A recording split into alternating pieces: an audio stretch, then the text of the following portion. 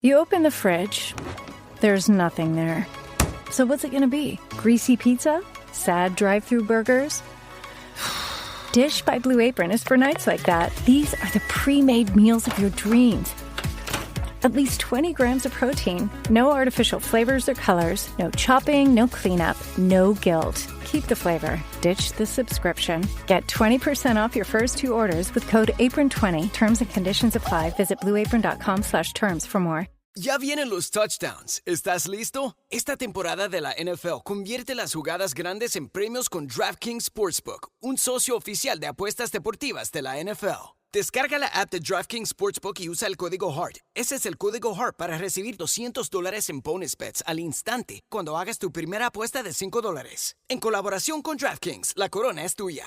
¿Problemas con el juego? Llama al 1-800-GAMBLER. En Nueva York, llama al 877-8-HOPE-NY o envía un mensaje de texto con la palabra HOPE-NY al 467-369. En Connecticut, hay ayuda disponible para problemas con el juego. Llama al 888-789-7777 o visita ccpg.org. Juega responsablemente. En nombre de Boot Hill Casino and Resort, Kansas. Debe ser mayor de 21 años. Pueden aplicarse cargos en Illinois. La elegibilidad varía según la jurisdicción. No válido en Ontario. Las apuestas de bonos son de un solo uso. La apuesta no se incluye en las ganancias y caducan después de ser otorgadas. La oferta finaliza el 29 de septiembre 2025 a las 11:59 p.m. hora del este. Los términos en DraftKings.com/sportsbook/promos.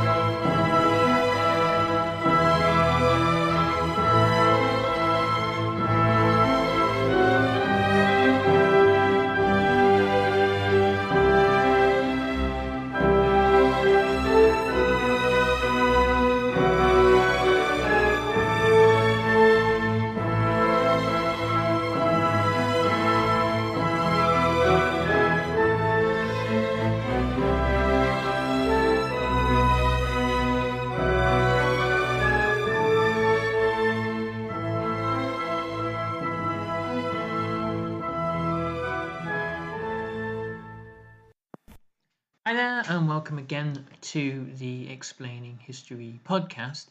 And I'm diving back into the Red Scare era, which I've talked about quite a bit on the podcast over the years.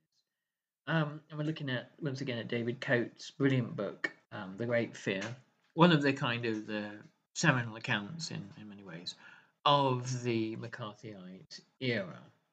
And today I'm going to look at an element of it which I think goes underexplored. Mainly we tend to look at the federal government, but here David Coate looks at the enthusiasm that was evident at state and even county level when it came to investigating suspected communists, and in many ways is part of the radicalization, the cumulative radicalization of America during this period can be explained by the actions of state and local level government agencies. David Coate writes, "The attempt to legislate communists and radicals into submission or silence them was even more eagerly taken up by state, county, and municipal authorities than by the federal Congress. Between 1917 and 1920, at the height of the Red Scare, and we're going to be talking about the 1950s, 40s and 50s Red Scare, by the way, but anyway, a score of states had passed criminal syndicalism statutes. Now, in 1949 alone, 15 states passed anti-subversion laws. By 1953, 39 states had made it a criminal offence to advocate violent governmental change or to join an organisation so advocating. As of January 1955, 44 jurisdictions, including Alaska and Hawaii, had legislated to punish either sedition, criminal, anarchy, um, criminal syndicalism, or advocacy of violent overthrow. 11 states forbade subversive organizations to use public schools as meeting places. So, I mean, what you term as a subversive organization can be quite a broad brushstroke. In terms of its influence on other states, Maryland's Subversive Activities Act of 1949 deserves primary attention. After a commission created by resolution of the state legislature and including 4 graduates of Harvard Law School had heard testimony from the FBI and the Armed Services Intelligence, it concluded that there were 2,700 Communist Party members resident in Maryland, and that such a situation dictated drastic measures. The commission, headed by the vehemently anti-communist lawyer Frank B. Ober, refused to hear representatives of either the Communist Party or the Progressive Party.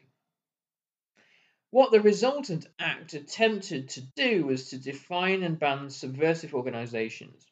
Special Assistant Attorney General O. Bowie Duckett, fabulous name, assisted by a staff of investigators trained by military intelligence, set about compiling dossiers with a view to bringing suspect subversives before a grand jury.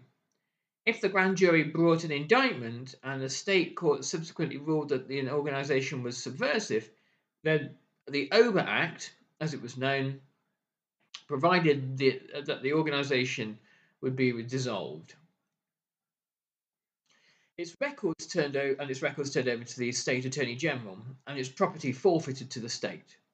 Rank and file members who, knowing an organization to have been designated subversive, nevertheless failed to leave it, were liable to be fined $5,000 or imprisoned for 5 years, or both. Leaders were liable to be fined $20,000 or imprisoned for 20 years, or both, a punishment 4 times more severe than that prescribed by the Smith Act. The Act, no doubt unconstitutionally, also made it a criminal offence to advocate the setting up of a United States government under foreign domination, even if violent methods were not advocated.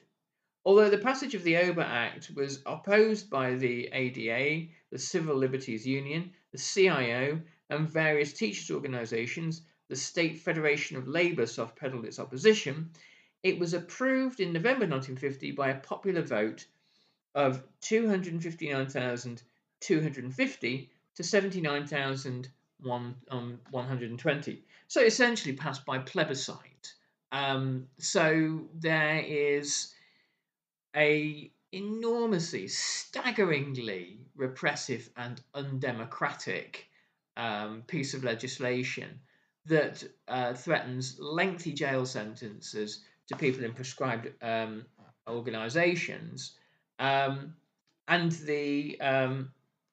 it's passed by plebiscite, by kind of referendum, by quite a significant margin in Maryland, and this gives other states a model for implementing their own legislation.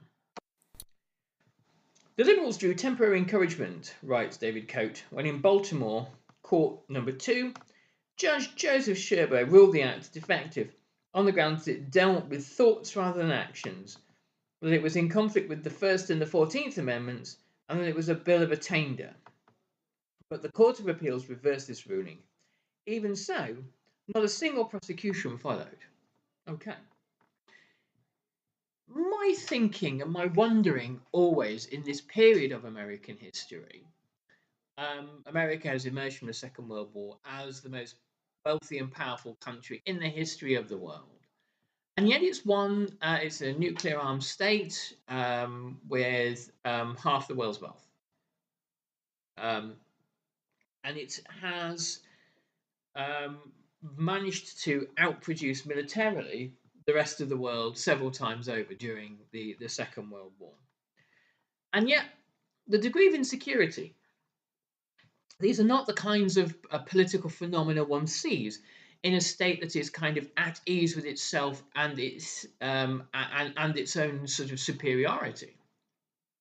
The detonation of the first Soviet bomb in 1949, was detected in 49, probably detonated first in 48, means that the USA is not the sole nuclear power, and a wave of victories by communist forces from 1945 to 1949 in Eastern Europe and in China again creates a rash of post-war anxieties.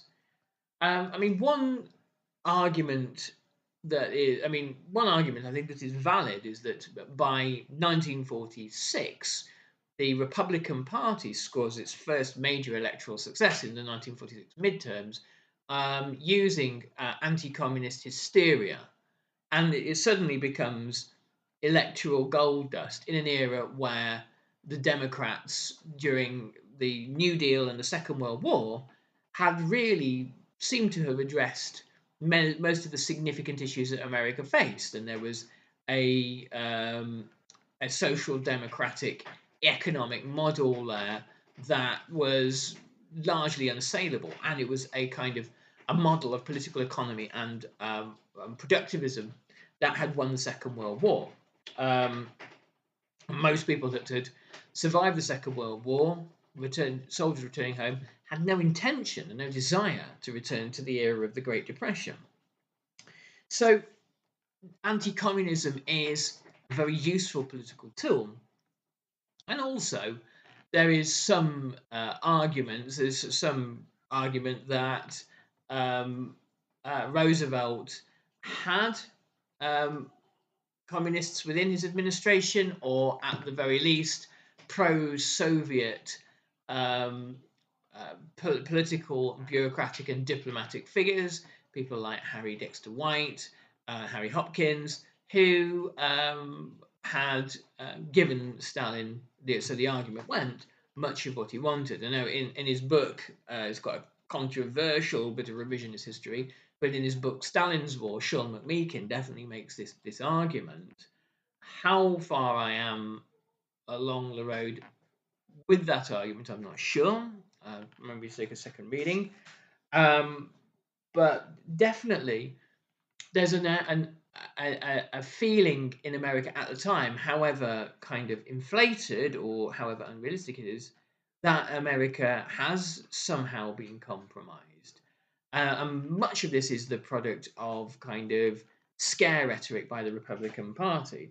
But also there are Cold War Democrats who are happy to participate in all of this too. What we have to remember is that there were Democrats who looked at the effectiveness of Republican scare stories and folded in front of them, recognizing that the Republicans had a story that people wanted to hear, and that there's also a kind of a strand of the Democratic Party that is every bit as belligerent and hawkish as the Republicans. Connecticut's sedition law made it a crime to print, etc., scurrilous or abusive matter concerning the form of government in the United States, its military forces, flags, or uniforms. So that's even more far-reaching. It's an offence to make fun of the flag.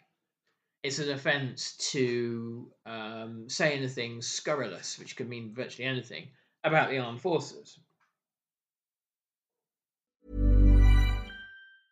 Hey, this is Jonathan Fields, host of the Good Life Project podcast. Boost Mobile reminds me of what I love, when someone reimagines what's possible.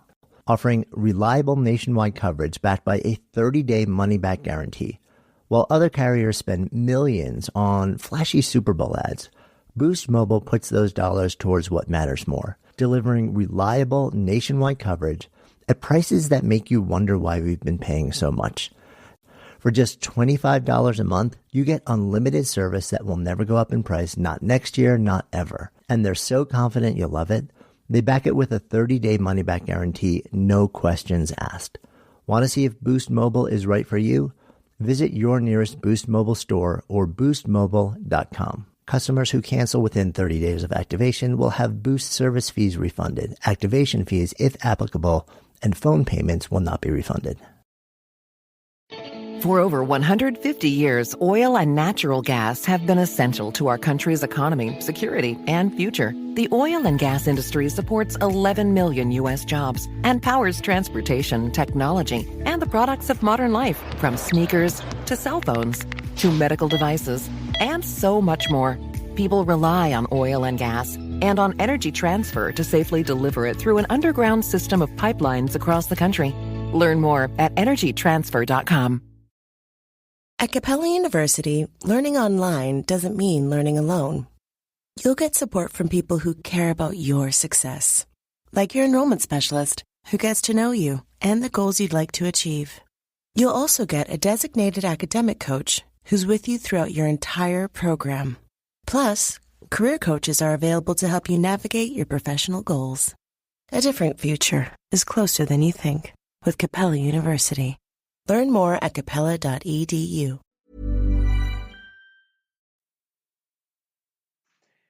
Or to advocate before 10 or more persons any measure intended to injuriously affect the government of the United States or the state of Connecticut. In Illinois, it became illegal to advocate violent overthrow or join any organization so doing. Michigan introduced life imprisonment in 1950 for writing or speaking subversive words, invalidated bequests to subversive organizations, and in 1952 passed its Communist Control Trucks Act. In 1951, Tennessee made death the maximum penalty for unlawful advocacy, while Indiana legislated a maximum 3-year prison sentence for those who engaged in any un-American activities. So, again, that can mean virtually anything. Louisiana threatened schoolboys advocating violent overthrow with expulsion. In April 1949, Governor Dewey of New York voted as unconstitutional a bill banning all parties that advocated violent overthrow. Introduced by State Senator Charles V. Scanlon, Republican from the Bronx, it had been passed by a unanimous state Senate. Seizing the bull by the horns, a few states decided to outlaw the Communist Party. Massachusetts led the way in 1951, threatening with 3 years imprisonment anyone who remained a member of the party, knowing it to be subversive, or who knowingly allowed a meeting place to be used by the Communist Party. The statute was passed by 190 to 19 in the Assembly, and on the voice vote in the Senate, after Representative Edmund J. Donlan, of Democrat of Boston, declared, "Massachusetts boys fighting and dying in Korea will know that we at home stand solidly behind them." Indiana, Pennsylvania, and Georgia also outlawed the party. The Georgia statute carried with it a maximum penalty of 20 years imprisonment. In February 1954, Governor Allen Shivers of Texas announced his support by making party membership punishable by death. And in March, such a bill was introduced into the state legislature by Senator Robert Patton. However, the Texas legislators lost the nerve and watered down the maximum penalty for Communist Party membership to 20 years in prison plus a $20,000 fine. In 1955, the Washington legislature outlawed the Communist Party without a single dissenting vote. It's worth noting, however, that until the Communist Control Act of 1954, all such state statutes were presumably invalidated by Section 4F of the Internal Security Act of 1950, which said, "Neither the holding of office nor membership in any communist organization shall constitute per se a violation of this section or of any other criminal statute." So here we have these absolutely extreme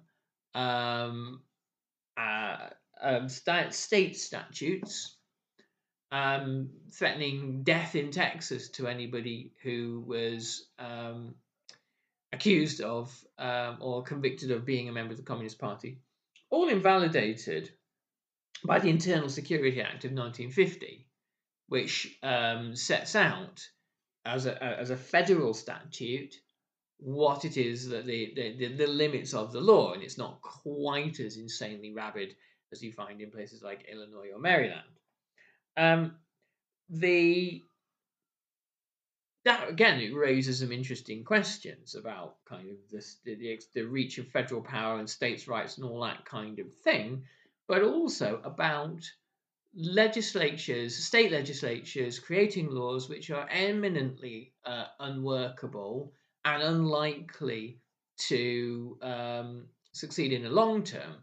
A lot of this, I think, is kind of this sort of idea of kayfabe, the kind of the pantomime act of the wrestler, of states having to kind of perform some sort of even more hardline role to their citizens who are, panicked and nervous and worried about some kind of imaginary communist takeover.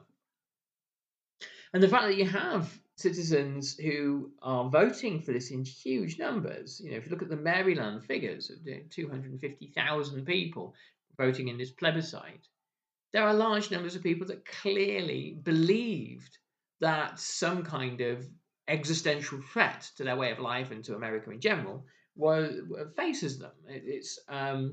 And that again raises interesting questions about, in terms of objective reality, what people experience and how real these things must seem. And this isn't to sort of deride ordinary people, far from it.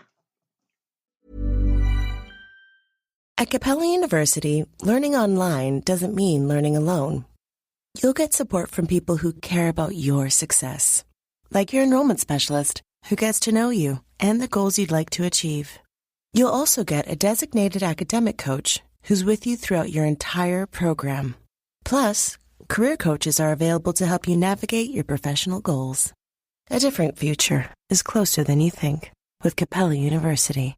Learn more at capella.edu. What's it like to care for someone who's sick? To wait for answers, to hope for healing.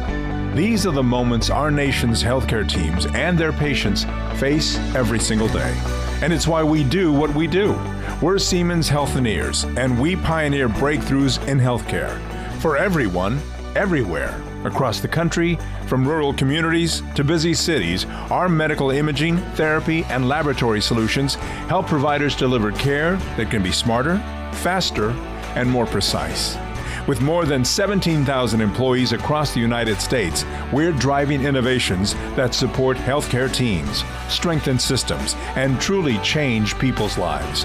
Because for us, it's about more than technology, more than innovation. It's a promise, built for generations. Siemens Healthineers.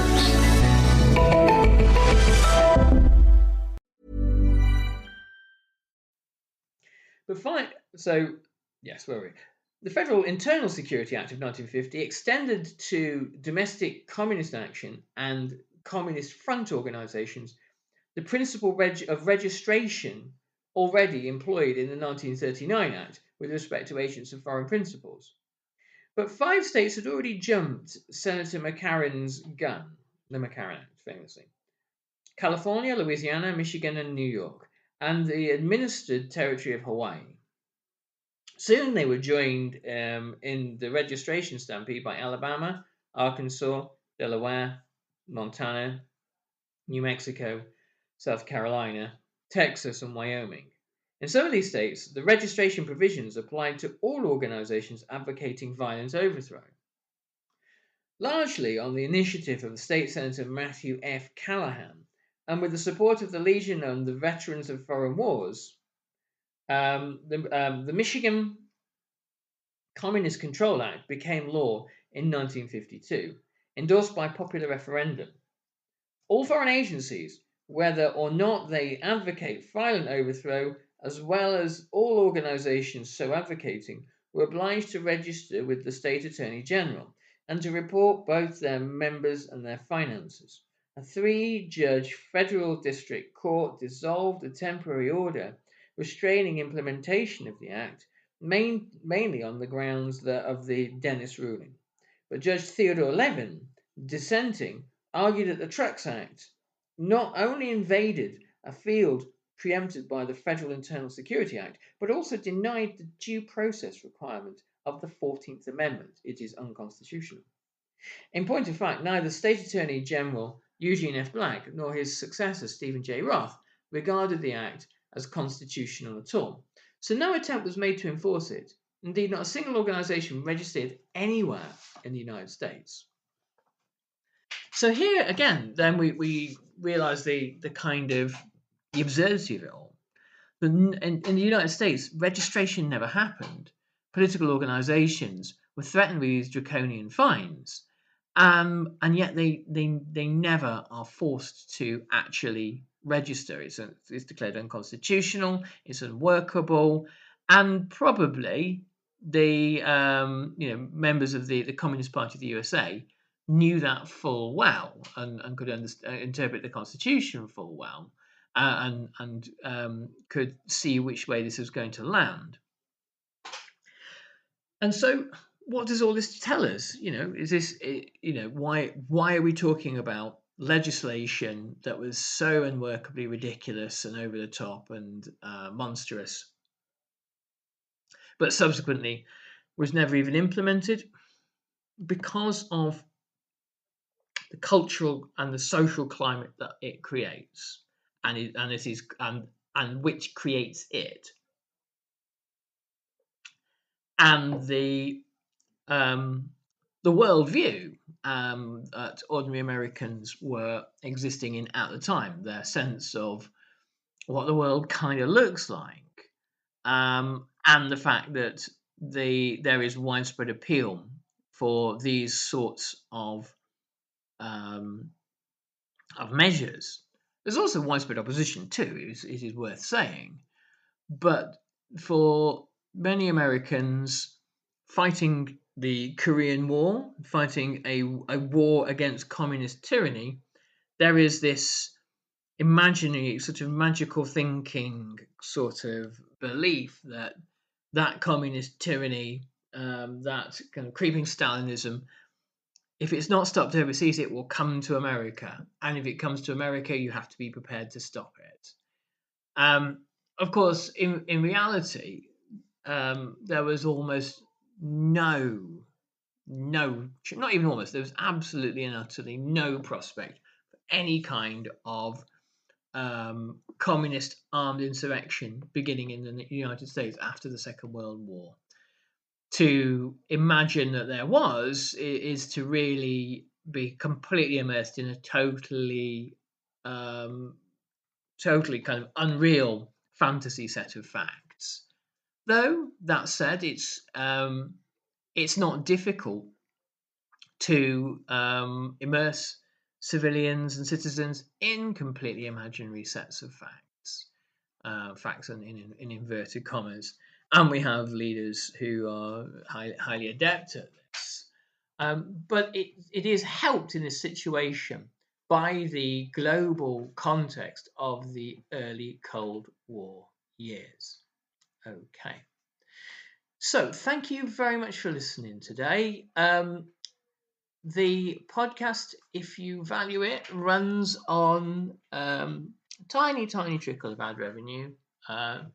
Not really kind of the mega bucks that in life we all hope for, but there you go. But it runs mainly on your goodwill. So if you value the podcast and you'd like to see it continue and you enjoy listening to it, a small donation is always gratefully appreciated. You can either join the Patreon every month or send us like a coffee thingy. And I'll put all the links below. But thanks so much for listening, and I'll catch you on the next Explaining History podcast. All the best. Bye-bye.